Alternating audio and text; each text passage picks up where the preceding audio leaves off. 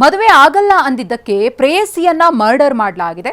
ಪ್ರೇಯಸಿಯ ಕತ್ತು ಕೊಯ್ದು ಕೊಲೆಯನ್ನ ಮಾಡಿದ ಪ್ರಿಯಕರ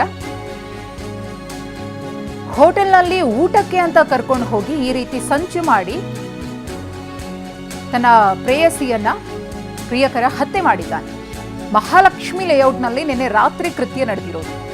ಪ್ರಿಯತಮೆ ಅಂಜಲಿಯ ಕತ್ತು ಕೊಯ್ದು ಆರೋಪಿ ರಾಜೀವ್ ಹತ್ಯೆ ಮಾಡಿದ್ದಾನೆ. ತಕ್ಷಣವೇ ಆಕೆಯನ್ನು ಆಸ್ಪತ್ರೆಗೆ ದಾಖಲು ಮಾಡಲಾಗಿದೆ. ಆದರೆ ಚಿಕಿತ್ಸೆ ಫಲಕಾರಿಯಾಗಿದೆ. ಅಂಜಲಿ ಸಾವನ್ನಪ್ಪಿದ್ದಾರೆ.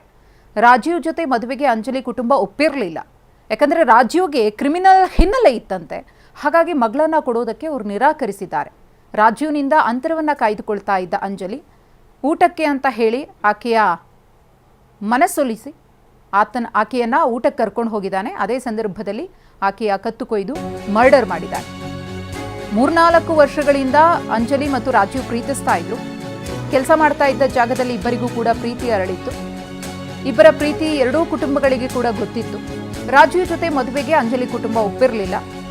ಅಂಜಲಿಯ ಪೋಷಕರು ಒಪ್ಪದೇ ಇದ್ದಾಗ ಆಕೆಯೂ ಕೂಡ ಪೋಷಕರ ಮಾತಿಗೆ ಬೆಲೆ ಕೊಟ್ಟು ರಾಜೀವ್ನಿಂದ ಅಂತರವನ್ನ ಕಾಯ್ದುಕೊಳ್ತಾ ಇದ್ರು.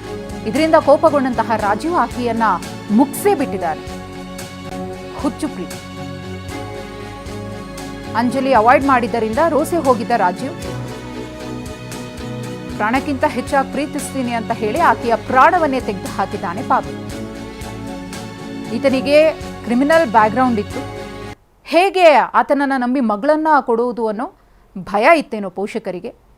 ಈತನು ಕೂಡ ಒಂದು ವೇಳೆ ಒಳ್ಳೆಯ ರೀತಿಯಲ್ಲಿ ಅವರ ಪೋಷಕರನ್ನ ಒಪ್ಸೋದಕ್ಕೆ ಪ್ರಯತ್ನವನ್ನ ಪಟ್ಟಿದ್ದಿದ್ರೆ, ತನ್ನ ಕ್ರಿಮಿನಲ್ ಆಕ್ಟಿವಿಟೀಸ್ ಏನಿತ್ತು ಅದನ್ನು ಬಿಡ್ತೀನಿ ಅಂತ ಅವರಿಗೆ ಪ್ರಾಮಿಸ್ ಮಾಡಿದ್ದಿದ್ರೆ ಎಲ್ಲವೂ ಕೂಡ ಸರಿ ಹೋಗ್ತಿತ್ತೋ ಏನೋ. ಆತುರಕ್ಕೆ ಬಿದ್ದು ಆಕೆಯನ್ನ ಕೊಲೆ ಮಾಡಿದ್ದಾನೆ.